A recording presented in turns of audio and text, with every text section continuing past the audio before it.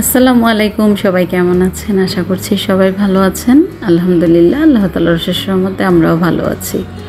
মেয়েদেরকে নিয়ে বিকেলে একটু হাঁটাহাঁটি করতে বের হলাম। বিকেলের সময়টা একটু না বের হলে না ভালো লাগে না, শরীরের মধ্যেও কেমন যেন একটা খারাপ লাগে। তো হাঁটতে হাঁটতে মেয়েদেরকে আবার সন্ধ্যার দিকে একটু নাস্তা করে তারপর বাসায় আসব। আর হাঁটার পথে যেতে যেতে বাচ্চাদেরকে দেখছিলাম দেয়ালের মধ্যে সুন্দর সুন্দর আর্ট করছিল। জুলাইয়ের বিভিন্ন বিষয়গুলো দেয়ালের মধ্যে তুলে ধরেছে আর কি। তো দেখে ভালোই লাগছে। আর আজকে শরীরটাও তেমন একটা ভালো লাগছিল না, একটু জ্বর জ্বর। তো মনে হচ্ছে কোনো প্রকার আচার বা ঝাল কিছু খেলে, একটু ঝাঁঝালো কিছু খেলে ভালো লাগবে। তো ঘরের ভিতর যে নাস্তা তৈরি করব এই এনার্জিটাও পাচ্ছিলাম না। তো চিন্তা করলাম মেয়েদেরকে নিয়ে একটু হাঁটতে হাঁটতে বের হয়ে খেয়েও আসবো, মেয়েদের সাথে সুন্দর একটু সময়ও কাটানো হবে। মাঝে মধ্যে এরকম মেয়েদেরকে নিয়ে আমি বের হয়ে যাই, আর মাঝে মধ্যে বাবার বাড়িতেও যাই। তো এরকম করেই আমাদের দিনগুলো কিন্তু যাচ্ছে। একদম একঘেয়েমি করে ঘরের ভিতর বসে থেকে বাচ্চারাও কিন্তু বোরিং হয়ে যায়, আর নিজের মনের মধ্যে আলাদা একটা বিষণ্ণতা কাজ করে। মানুষ যে জায়গায় জন্মগ্রহণ করে সেই জায়গার প্রতি আসলে আলাদা একটা টানই থাকে। আর নিজের শহরটাকে আমরা মনে হয় সবাই অনেক বেশি ভালোবাসি।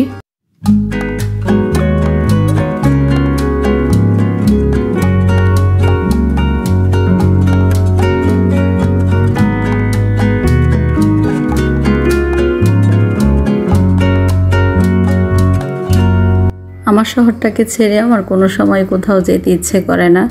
এই শহরের ভিতরেই যেন সব আনন্দ। দূরে কোথাও বিনোদন কেন্দ্রেও যে যাব সেটা ক্ষণিকের জন্য ভালো লাগে, কিন্তু ঘুরে ফিরে নিজের শহরটাই যেন অনেক বেশি ভালো লাগা কাজ করে।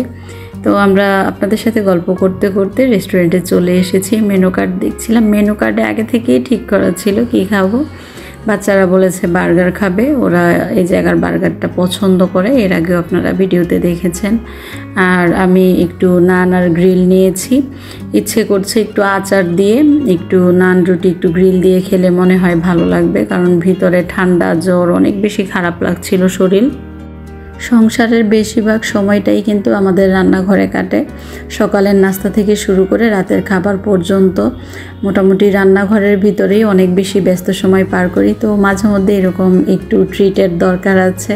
আর মেয়েরাও বলছিল যে মামনি তুমি তো আসতে চাচ্ছিলে না, এখন দেখো এসে কিন্তু ভালোই লাগছে। সত্যি অনেক ভালো লেগেছিল। বাচ্চাদের সাথে বসে একটু রিল্যাক্সে গল্পও করছিলাম, পাশাপাশি কেউ একদম নাস্তা রেডি করে এনে দিলে কিন্তু খেতে ভালোই লাগে। খাওয়া দাওয়া করেছি। আর এই আচারটার জন্য বিশেষ করে আমার মনটা পড়েছিল, কেন জানি এই আচারটা এত বেশি খেতে ইচ্ছে করছিল নান গ্রিলের সাথে। তো খেয়ে মনে হচ্ছে যে আমার জ্বর অনেকটাই কমেছে।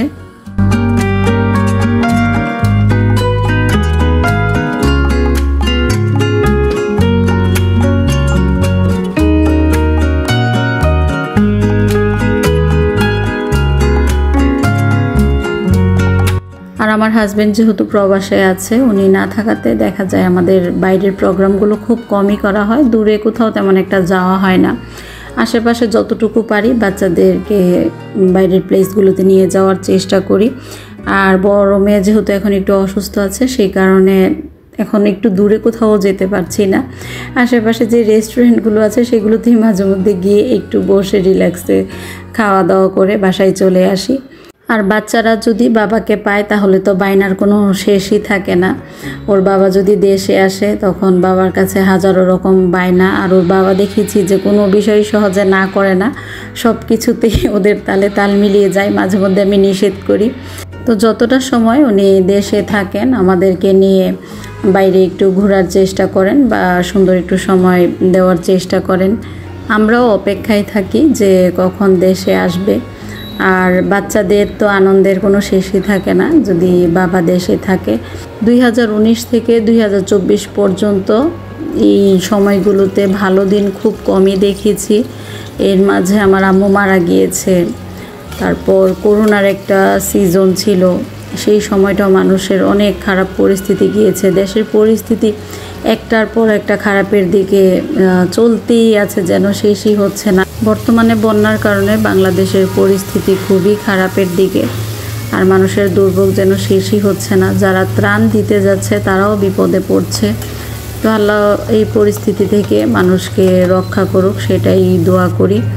আর এত বিপদের মাঝেও এক প্রকার জনগোষ্ঠী আছে যারা বিপদ দেখে হাসাহাসি করছে, উল্টাপাল্টা কথাবার্তা বলছে। এগুলো অবশ্য একটা বিশৃঙ্খলা তৈরি করার জন্যই করছে, কারণ এগুলো কোনো ভালো মানুষের কাজ না।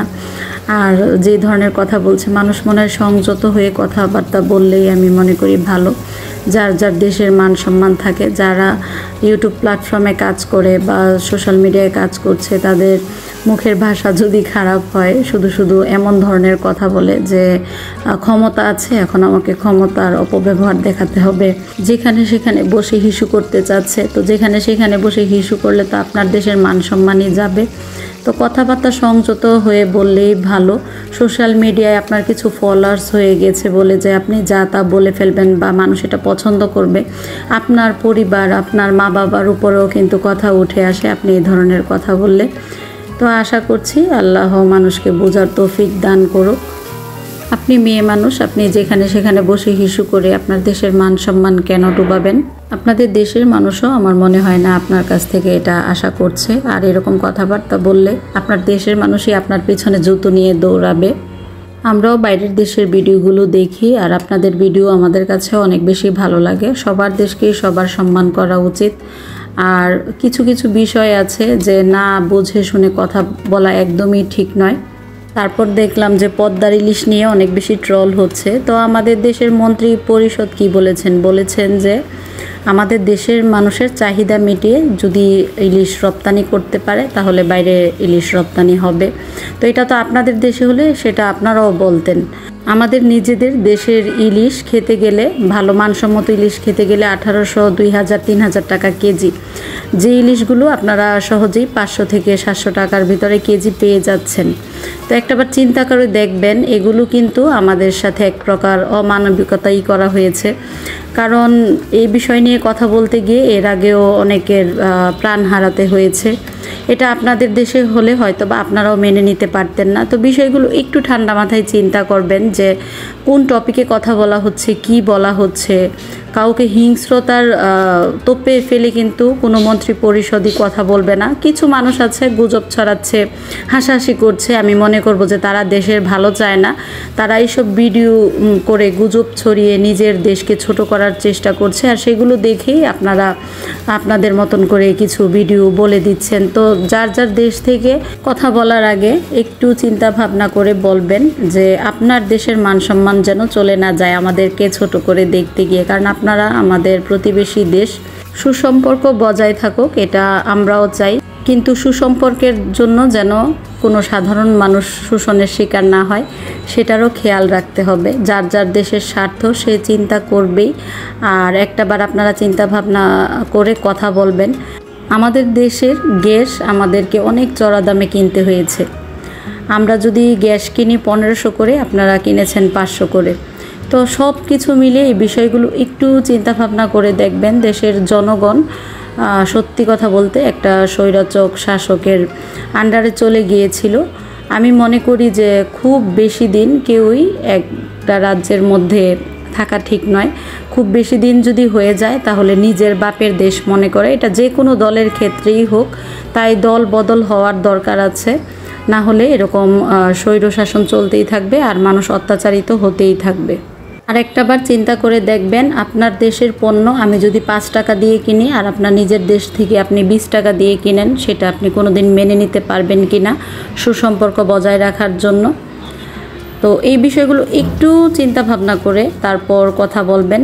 আর যারা হাসাহাসি বা ট্রল করে ভিডিও তৈরি করছে এরা অবশ্যই আমি বলবো যে দেশদ্রোহী, কারণ দেশকে তারা ভালোবাসলে কোনো দিনই কোনো দেশকে, কোনো মানুষকে, কোনো জাতিকে ছোট করে কথা বলতে পারবে না। তো তাদের কথা শুনে আপনারা উপচে পড়বেন না, বড় বড় যারা ইনফ্লুয়েন্সার আছে তাদের কথাবার্তাগুলোও শুনবেন। আপনাদের দেশের যে বড় ইউটিউবার ইনফ্লুয়েন্সার আছে ওনারা দেখবেন কত সুন্দর করে টপিকগুলো তুলে ধরছে, ওনাদের কথাও কিন্তু আমরা শুনি যে ওনারা কি বলতে চাচ্ছে এই বিষয় নিয়ে। ওনারা কিন্তু কোনো বিষয়ে হিংস্রতার কথা বলছে না, যেটা সঠিক তথ্য সেটাই তুলে ধরছে। তো আপনাদের দেশের বড় বড় ইউটিউবার্সদের ভিডিওগুলো আপনারা একটু ফলো করে থাকলে আপনারা একটু শুনে দেখবেন, চিন্তা ভাবনা করে প্রতিবেশী দেশের প্রতি কথা বলবেন। আর নিজের দেশ এত বড় বলছেন, এত কিছু বলছেন, ঠিক আছে, কিন্তু ছোট্ট একটা দেশের জন্য ভালো কিছু করে দেখান। আমরা আপনাদের প্রতিবেশী দেশ, আমাদের জন্য আপনারা ভালো কিছু দেন, ভালো কিছু করেন, তাহলে মনে করব যে না, আপনারা বড় দেশ, আমাদের পাশে আছেন, আমাদের জীবন সার্থক হয়ে গিয়েছে। তো কথাবার্তাগুলো একটু বুঝে শুনে বলবেন, কাউকে কষ্ট দিবেন না, নিজের মা বাবার মান সম্মান যেন না যায় সেই দিকেও খেয়াল রাখবেন। আমার কথা যদি কারো কাছে খারাপ লেগে থাকে ক্ষমা সুন্দর দৃষ্টিতে দেখবেন। আপনারা কথাগুলো এভাবে আমার বলার ইচ্ছে ছিল না, কিন্তু সোশ্যাল মিডিয়া ওপেন করলেই দেখা যাচ্ছে এসব বিষয় নিয়ে এত বিশ্রীভাবে ট্রল হচ্ছে। মানুষের কথা কেউ চিন্তা করছে না, বন্যার্তদের যে অবস্থা, যে দুর্ভোগ, সেই কথা কেউ চিন্তা করছে না। এক দেশকে আরেক দেশ ভাসিয়ে দিবে, এক দেশের পণ্য আরেক দেশ শোষণ করবে, সেখানে কি হচ্ছে, সে দেশের মানুষগুলো কি ভালো আছে নাকি, প্রতিবেশী দেশ বলছে তারা আবার এরকম ধরনের হিংস্র মন মানসিকতা রাখছে। তো এগুলো মেনে নেওয়া যায় না সব সময়। মানুষ দেখবেন একটা সময় অত্যাচার মেনে নিতে নিতে এমন সোচ্চার হয়ে ওঠে যে অত্যাচারীর আর কোনো ধরনের পালানোর পথটাও কিন্তু বেঁচে থাকে না, তার এমন অবস্থা হয়। তো এই বিষয়গুলো একটু খেয়াল রাখবেন। নিজের দেশের প্রতি নিজের মায়া থাকা উচিত, নিজের দেশকে ভালোবাসা উচিত, নিজের দেশ যেন ছোট না হয় সেই বিষয়গুলো খেয়াল রেখেই কথাবার্তা বলা উচিত। শেষে শুধু এই বিষয়ে একটা কথাই আপনাদেরকে বলতে চাই, গুজবে কেউ কান দিবেন না, গুজবের কথা শুনে কেউ বিশ্বাস করবেন না। যদি আপনার কোনো বিষয় খারাপ লেগে থাকে সেই বিষয়টা ভালোভাবে তথ্যটা আগে জানুন, তারপর সেই বিষয় নিয়ে আপনি কথা বলুন। কাদা ছিটেছিটি করবেন না নিজেদের মধ্যে, এটাই আপনাদের কাছে অনুরোধ রইল।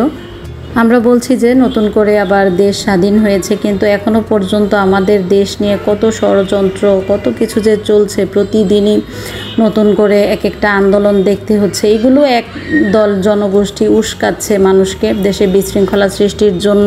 তো আল্লাহ তাআলার কাছে এটাই দোয়া করি, সত্যের জয় হোক, ন্যায়ের পথে যেন সবাই চলতে পারে, আর দেশে শান্তি ফিরে আসুক, কোনো ধরনের বিশৃঙ্খলা না সৃষ্টি হোক। প্রতিবেশী দেশকে নিয়ে এত ট্রল করারও কোনো প্রয়োজন মনে করি না। আমাদের দেশের সরকার যদি ঠিক থাকে, বাইরের দেশে আমদানি রপ্তানি পণ্যগুলো কিভাবে ট্যাক্স নির্ধারণ করবে, কিভাবে পণ্যের দাম নির্ধারণ করবে, নিজের দেশের মানুষের কথা চিন্তা ভাবনা করে, দুর্নীতি না করে, সেইটাই আমাদের জন্য লাভজনক হবে।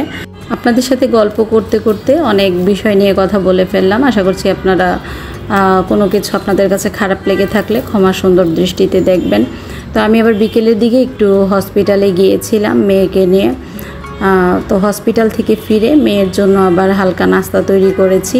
দুই মেয়ে মিলে আবার পপকর্ন ভেজেছে, এগুলো খেয়েছে। তারপর একটু বাবার বাড়ি চলে এসেছি। বাবার বাড়ি এসে দেখি ভাবি আবার নাস্তা তৈরি করেছে। তো সবাই একসাথে বসে আবার নাস্তা খেয়ে, চা খেয়ে তারপর বাসায় ফিরেছি। তো প্রতিদিন একটু বাবার বাড়িতে না আসলেও ভালো লাগে না। দেখা যায় মাঝে মধ্যে ভাবিরাও যায় আমার বাসায়, আমিও আসি।